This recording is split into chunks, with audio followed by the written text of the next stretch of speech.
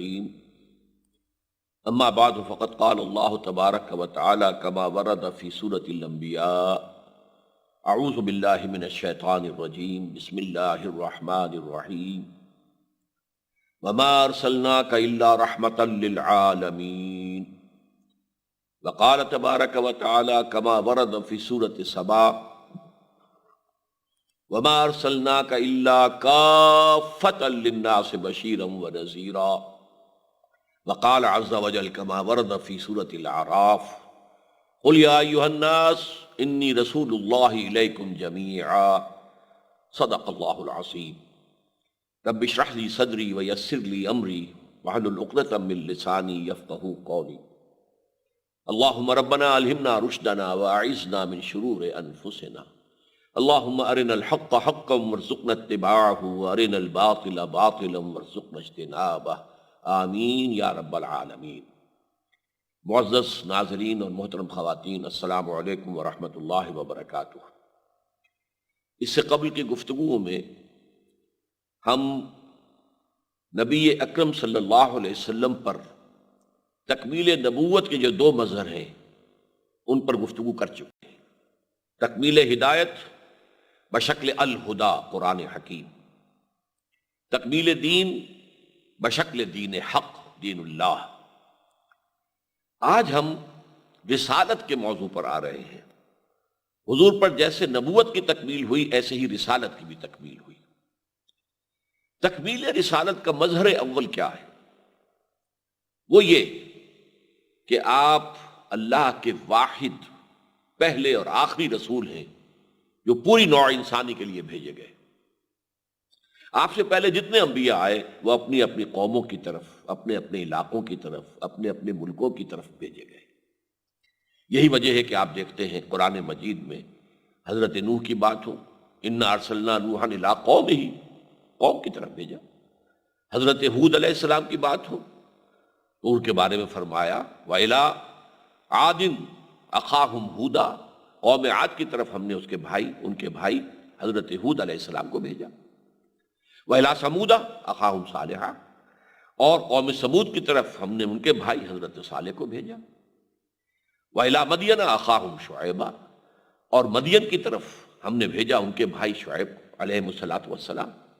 تو یہ اصل میں ابھی تک یہ علاقائی یا قومی نبوتوں کی شکل میں تھی، اور یہی وجہ ہے کہ قرآن مجید میں ان کی دعوت جب آتی ہے تو یا قوم کے الفاظ سے آتی ہے، یا قوم اعبدوا اللہ ما لکم من الہ غیرہ، اے میری قوم کے لوگوں اللہ کی پرستش اور بندگی کرو، عبادت کرو، تمہارا کوئی معبود اس کے سوا نہیں ہے۔ یہی بات حضرت نوح نے کہی، یہی حضرت ہود نے کہی، یہی حضرت صالح نے کہی، یہی حضرت ابراہیم نے کہی، یہ حضرت موسیٰ نے کہی۔ قوم کے لیے بھیجے گئے اور قوم کو انہوں نے یہ دعوت دی۔ اس حوالے سے پہلے اور آخری رسول ہیں محمد صلی اللہ علیہ وسلم کہ جن کی بعثت ہوئی ہے پوری نوع انسانی کے لیے۔ یہاں تک کہ میں آپ سے عرض کر دوں کہ اگرچہ دنیا میں عیسائیت بھی بہت پھیلی ہے، بلکہ تعداد کے اعتبار سے دنیا میں عیسائیوں کی تعداد مسلمانوں سے زائد ہے، لیکن یہ ہے کہ حضرت عیسیٰ علیہ السلام پوری نوع انسانی کے لیے نہیں بھیجے گئے تھے۔ یہ خاتم النبیین ہیں سلسلہ انبیاء بنی اسرائیل کے، اور حضرت عیسیٰ اور حضور صلی اللہ علیہ وسلم کے مابین کوئی نبی نہیں، کوئی رسول نہیں۔ اسے کہا جاتا ہے فترت اولا، یعنی سلسلہ نبوت و رسالت کا انقطاع، عارضی انقطاع، یہ پہلی فترت تھی۔ اس کے بعد حضور کی بعثت ہوئی، اور پھر اس کے بعد فترت تامہ، ہمیشہ کے لیے یہ فترت قائم ہو گئی کہ اب آپ کے بعد نہ کوئی نبی آیا، نہ آئے گا، نہ رسول آیا، نہ آئے گا۔ اس پہلو سے آپ غور کریں کہ حضرت عیسیٰ علیہ السلام جو حضور سے کل 600 برس قبل مبعوث کیے گئے، ان کے بارے میں قرآن مجید بھی صاف کہتا ہے رسولاً الی بنی اسرائیل، وہ رسول بنا کر بھیجے گئے تھے بنی اسرائیل کی طرف۔ اسی کے تقابل میں اگر آپ اسی سورہ آل عمران میں دیکھیں گے تو حضرت یحییٰ کے بارے میں کہا گیا نبیم من الصالحین، حضرت یحییٰ نبی تھے، رسول نہیں تھے۔ حضرت عیسیٰ رسول تھے، اور رسول کسی قوم کی طرف مبعوث ہوتا ہے، لہذا رسولاً الی یہ ہونا ضروری ہے۔ الی مدین اخاہم شعیبا، الی عاد اخاہم ہودا، الی ثمود اخاہم صالحا، علیہ الصلوۃ والسلام، تو ہم نے بھیجا ہے حضرت عیسیٰ کو، سورہ آل عمران میں فرمایا کہ ہم نے بھیجا ہے رسولاً الی بنی اسرائیل۔ اور یہ بات بڑی اہم ہے کہ حضرت عیسیٰ علیہ الصلوۃ والسلام یہ کہہ کر گئے تھے کہ میں صرف اسرائیل کے گھرانے کی کھوئی ہوئی بھیڑوں کی تلاش میں آیا ہوں۔ یہ الفاظ آج بھی انجیل میں موجود ہیں، اور یہ وہ اناجیل جو ان کے نزدیک کینونیکل ہیں، اہل عیسائیت کے، ان سب کے نزدیک جو 4 اناجیل اربعہ جو ہیں جنہیں وہ کینونیکل کہتے ہیں، قابل اعتماد، قابل وثوق، اور اس کے علاوہ 100 سے زائد اور بائبلز ہیں جنہیں وہ اپوکریفیکل کہتے ہیں کہ جن کے اوپر ہمارا اعتماد نہیں ہے۔ تو یہ کینونیکل بائبلز کے اندر ہے کہ میں صرف بنی اسرائیل کی کھوئی ہوئی بھیڑوں کی تلاش میں آیا ہوں۔ اسی طریقے سے جب انہوں نے اپنے حواریین کو بھیجا ہے کہ اب جاؤ تبلیغ کرو، اور بڑے پیارے الفاظ کہے، تم نے مفت پایا ہے مفت تقسیم کرو، میں نے تم سے کوئی اجرت نہیں لی، تمہیں جو تعلیم دی، تربیت دی، میں نے کوئی اجرت تو نہیں لی، اسی طریقے سے تم جاؤ اب عام کرو، لیکن تم یہ پیغام صرف اسرائیلیوں تک محدود رکھو گے۔ اگرچہ اس کے لیے جو الفاظ موجودہ انجیلوں میں ہیں وہ میرے نزدیک محرف ہوں گے، ان میں کوئی نہ کوئی جو ہے تبدیلی ہوئی ہے، وہ الفاظ حضرت عیسیٰ علیہ السلام کی جو شان اور عظمت ہے اس کے ساتھ پوری طرح مناسبت نہیں رکھتے۔ انہوں نے یہ کہا تھا، الفاظ جو کہے جاتے ہیں انجیل میں، کہ کیا کوئی شخص اپنے بچے کے حصے کی روٹی کتوں کے آگے پھینکتا ہے؟ تو گویا کہ غیر یہود کو انجیل کی اس عبارت کی روح سے حضرت عیسیٰ علیہ السلام نے کتے قرار دیا۔ معاذ اللہ، میں اس کا کوئی امکان تسلیم نہیں کرتا۔ جنٹائلز کہا ہوگا، یا جو بھی دوسرے الفاظ وہ استعمال کرتے ہیں غیر یہود کے لیے، ان کے لیے تو ہو سکتا ہے کہ وہ الفاظ کہے گئے ہوں، لیکن یہ صراحت کے ساتھ تھا کہ تمہیں صرف بنی اسرائیل تک اپنی دعوت پیش کرنی ہے۔ یہ تو اصل میں ان کے رفع سماوی کے بعد جب سینٹ پال نے اعلان کیا ہے کہ مجھے مکاشفہ ہوا ہے اور ملاقات ہوئی ہے روحانی طور پر حضرت عیسیٰ سے، اور پھر اس نے دعویٰ کیا کہ اب میں نے ان کے دین کو تسلیم کر لیا، حالانکہ اس سے پہلے وہ شدید مخالف تھا حضرت عیسیٰ کا، جب تک وہ دنیا میں رہے وہ شدید مخالف تھا، لیکن اب اس نے کہا میں ایمان لے آیا ہوں۔ پھر اس نے دین کے اندر، دین عیسوی علی صاحب الصلاۃ والسلام کے اندر تبدیلیاں کی۔ ان میں سے ایک یہ بھی تھی کہ جنٹائلز اور گوئمز جن کو وہ کہتے تھے، غیر یہود، غیر اسرائیلی، ان تک بھی ہم تبلیغ کریں گے۔ لیکن واقعہ یہ ہے کہ انجیل یہی کہہ رہی ہے کہ میں صرف اسرائیل کے گھرانے کی کھوئی ہوئی بھیڑوں کی تلاش میں آیا ہوں۔ یہ صرف محمد الرسول اللہ صلی اللہ علیہ وسلم، جن کے بارے میں نے تو آپ کے سامنے قرآن مجید کی 3 آیات رکھی کہ حضور سے فرمایا گیا صلی اللہ علیہ وسلم، سورہ انبیاء کی آیت نمبر 107 ہے، وَمَا أَرْسَلْنَاكَ إِلَّا رَحْمَةً لِّلْعَالَمِينَ۔ ابھی تک نبوت کی رحمت جو چلی آ رہی تھی وہ علاقائی تھی، قومی تھی، رسالت قوموں کی طرف، قبیلوں کی طرف، علاقوں کی طرف، لیکن اب اے نبی ہم نے آپ کو تمام جہانوں کے لیے یا تمام جہان والوں کے لیے رحمت بنا کر بھیجا۔ اب رحمت کی تکمیل ہو گئی ہے آپ پر، وما ارسلناک الا رحمتا للعالمین۔ اس سے بھی زیادہ صریح الفاظ جو ہے وہ سورہ سبا کی آیت نمبر 28 میں ہے، وما ارسلناک الا کافتا للناس بشیرا ونذیرا۔ اے محمد صلی اللہ علیہ وسلم، فداہ آباؤنا و امہاتنا، ہم نے نہیں بھیجا ہے آپ کو مگر تمام نوع انسانی کے لیے بشیر و نذیر بنا کر۔ یہ بہت ہی واضح الفاظ ہیں، بہت کلیئر۔ اور تیسرا جو میں نے حوالہ دیا تھا وہ سورہ اعراف کی آیت ہے، اس میں فرمایا گیا قل، اے نبی کہہ دیجئے، یا ایھا الناس، اے لوگو، انی رسول اللہ الیکم جمیعا، میں تم سب کی طرف اللہ کا رسول بن کر آیا ہوں۔ یہ بات ہے اپنی جگہ پر کہ آپ کی رسالت کی 2 حیثیتیں ہیں بعثت کی۔ ایک بعثت خصوصی ہے الی اہل العرب، اس لیے کہ آپ ان میں سے تھے، ان کی زبان بول رہے تھے، انہی کی زبان میں قرآن نازل ہو رہا تھا، یہ بعثت خصوصی تھی۔ ان تک تو دین کی دعوت پہنچانا، حجت قائم کر دینا آپ کو بنفس نفیس یہ آپ کے ذمہ تھا، لازم تھا، اور جزیرہ نماء عرب کی حد تک دین کو قائم اور غالب کر دینا یہ آپ کا فرض منصبی تھا۔ لیکن آپ کی ایک بعثت عامہ ہے، بعثت عمومی ہے، وہ ہے پوری نوع انسانی کی طرف، تمام انسانوں کی طرف، یا ایھا الناس انی رسول اللہ الیکم جمیعا۔ اس کے ضمن میں ایک بہت پیارا خطبہ آتا ہے نبی اکرم صلی اللہ علیہ وسلم کا، اگرچہ یہ خطبہ میرے علم کی حد تک حدیث کی کتابوں میں نہیں ہے، لیکن یہ کہ نہج البلاغہ جو بڑی ایک اہم کتاب ہے اور اس میں جو حضرت علی رضی اللہ تعالی عنہ کے مکاتیب اور آپ کے خطبات جو ہیں وہ جمع کیے گئے ہیں، لیکن شروع میں خطبات نبوی کا ایک چھوٹا سا باب ہے، ان میں جو خطبہ دیا گیا ہے، اور میرا گمان ہے واللہ عالم کہ جب حضور کو یہ حکم ہوا کہ اے نبی صلی اللہ علیہ وسلم فاصدع بما تؤمر، اب آپ ڈنکے کی چوٹ جو ہے اپنی دعوت کا آغاز کر دیجیے، بلکہ اس سے بھی پہلے سمجھیے کہ جب آپ سے کہا گیا کہ وانذر عشیرتک الاقربین، ابھی آپ اپنے قریبی رشتہ داروں کو خبردار کریں، تو آپ نے حضرت علی رضی اللہ تعالی عنہ کو حکم دیا کہ ایک دعوت کا اہتمام کرو، دعوت طعام کا، اور تمام بنو ہاشم کو اس میں مدعو کر لو۔ وہ تمام بنی ہاشم آ گئے، کھانا کھایا، اس کے بعد حضور کھڑے ہوئے اپنی دعوت پیش کرنے کے لیے، تو وہاں لوگ جو موجود تھے ان میں ابو لہب پیش تھا، انہوں نے ہوٹنگ کی، شور مچایا، سیٹیاں بجائیں، اور کچھ سننے کے لیے تیار نہیں ہو گئے، چلے گئے، گویا کہ حضور کی یہ پہلی اٹیمپٹ ناکام ہو گئی۔ لیکن کچھ دن کا بیچ دے کر پھر حضور نے حضرت علی سے فرمایا کہ علی دوبارہ انتظام کرو، حضرت علی نے اہتمام کیا، پھر بنو ہاشم آ گئے۔ اب میں یہ کہا کرتا ہوں کہ اب انہیں کچھ شرم آئی کہ 2 مرتبہ کھانا کھا لیا ہے، تو چلے سن لیں یہ کیا کہتے ہیں۔ تب حضور نے جو خطبہ دیا ہے وہ میرے گمان میں یہ ہے کہ جو نہج البلاغہ کے اندر نقل ہوا ہے، آپ نے فرمایا، اور بہت ہی بہترین انداز کے اندر آپ نے اس کے لیے جو ہے تمہید باندھی ہے، ان الرائد لا یکذب اہلہ۔ دیکھو لوگوں، تم جانتے ہو کسی قافلے کا رہنما جو اگلی منزل کی خبر دیتا ہے وہ کبھی اپنے قافلے والوں کو دھوکہ نہیں دیا کرتا۔ اس میں آپ نے گویا کے لیے اپنی تمثیل صحیح بیان کر دی، اپنی تشبیہ، کہ میں تمہارے قافلہ انسانیت کی اگلی منزل آخرت کی خبر دینے کے لیے بھیجا گیا ہوں۔ تو جیسے قافلے کی اگلی منزل کا تعین رائد کرتا ہے کہ اب اس کے بعد وہ جگہ آ جائے گی جہاں چارہ ہوگا، پانی ہوگا، وہاں پڑاؤ ڈال سکیں گے۔ رائد اگر دھوکہ کرے تو پورا قافلہ برباد ہو جائے گا صحرا کے اندر۔ تو ان الرائد لا یکذب اہلہ واللہ لو کذبت الناس جميعا ما کذبتکم ولو غررت الناس جميعا ما غررتکم۔ یہ فصاحت اور بلاغت کا بھی شاہکار ہے۔ خدا کی قسم، اگر بالفرض میں تمام نوع انسانی سے جھوٹ بول سکتا تب بھی تمہیں کبھی جھوٹ نہ دیتا، جھوٹ نہ بولتا تم سے، اور اگر میں تمام نوع انسانی کو دھوکہ دے سکتا تب بھی کبھی تمہیں تو دھوکہ نہ دیتا۔ You are my kith and kin, تم میرے اعزا و اقارب ہو، تم میرا خاندان ہو، تم بنو ہاشم میں سے ہو، میں بھی بنو ہاشمی کا ایک فرد ہوں، تو میں کبھی تمہیں دھوکہ نہ دیتا۔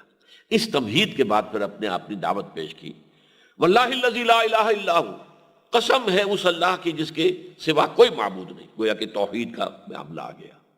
اب آپ نے توحید کے بعد رسالت کا، انی لرسول اللہ الیکم خاصۃ والی الناس کافۃ، میں یقیناً اللہ کا رسول ہوں تمہاری طرف بالخصوص اور پوری نوع انسانی کی طرف بالعموم۔ یہی وہ بات جو میں نے ابھی آپ کو بتائی تھی کہ آپ کی ایک بعثت خصوصی ہے الی اہل العرب، ایک بعثت عمومی ہے الی جمیع الناس۔ ان دونوں بعثتوں کے جو ہے ان کو فرق کو اپنے ذہن کے اندر رکھیے، اس لیے کہ یہ بات پھر ہماری اگلی بحثوں میں اس کا حوالہ آئے گا۔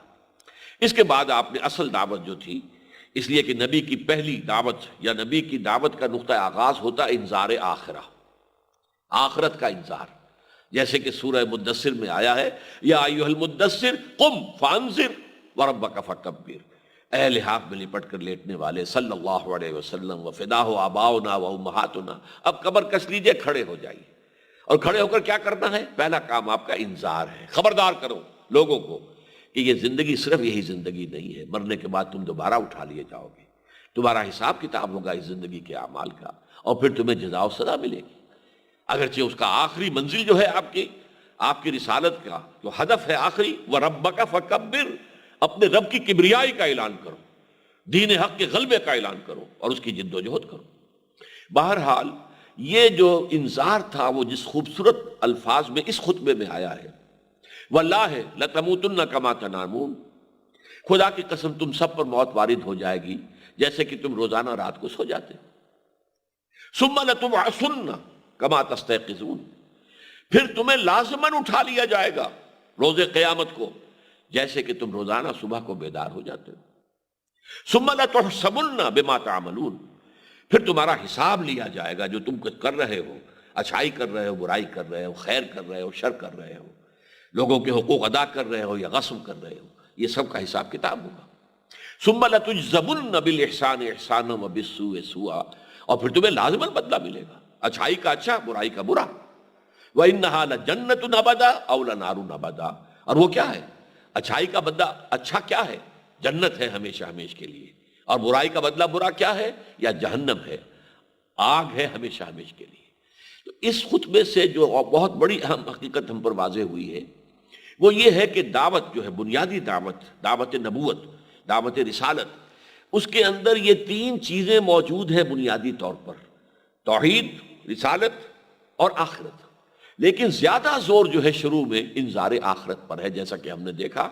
توحید ایک جملے میں، واللہ الذی لا الہ الا ہو، توحید ہو گئی، انی لرسول اللہ الیکم خاصۃ والی الناس کافۃ، رسالت آ گئی، باقی ساری گفتگو آخرت کے بارے میں۔ بہرحال حضور صلی اللہ علیہ وسلم پر رسالت کی تکمیل بئی طور ہوئی ہے کہ آپ کی رسالت پوری نوع انسانی کے لیے۔ اب میں آپ سے عرض کروں گا کہ اس کا تعلق کس سے ہے۔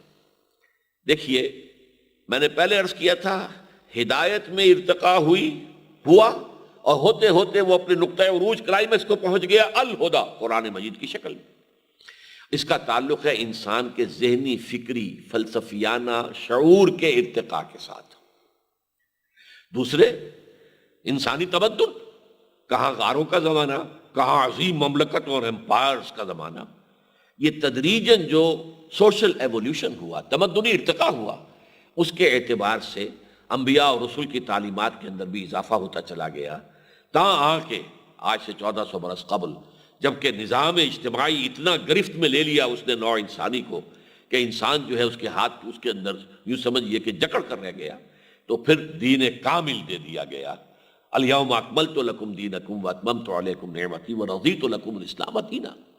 اور اب جو رسالت کی تکمیل کا بذر اول ہم دیکھ رہے ہیں، اس کا تعلق کس سے ہے؟ یہ انسان کے مادی علم کی ترقی سے ہے۔ مادی علوم جیسے جیسے بڑھے، وسائل رسل و رسائل بڑھتے چلے گئے، آمد و رفت کے ذریعے بڑھ گئے۔ آپ کو معلوم ہے پہلے لوگ ایک دوسرے کی خبر ہی نہیں ہوتی تھی۔ امریکہ اتنا بڑا رقبہ دنیا میں تھا، پتہ ہی نہیں تھا ہمیں وہاں کون رہتا ہے، کون بستا ہے، کچھ پتہ ہی نہیں۔